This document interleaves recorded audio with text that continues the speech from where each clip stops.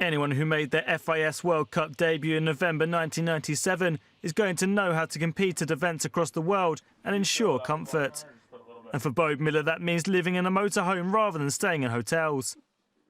The 36-year-old prefers the home comforts of customised machine to luxury hotels.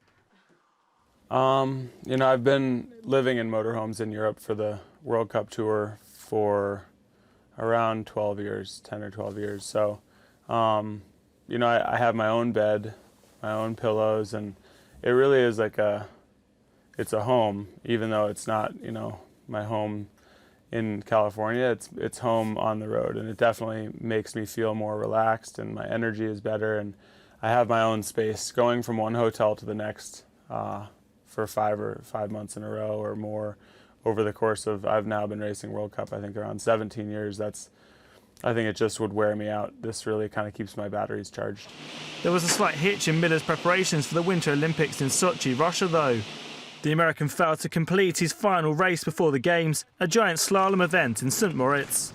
Miller collected 3 medals in Vancouver in 2010 and is aiming for more success in Russia too.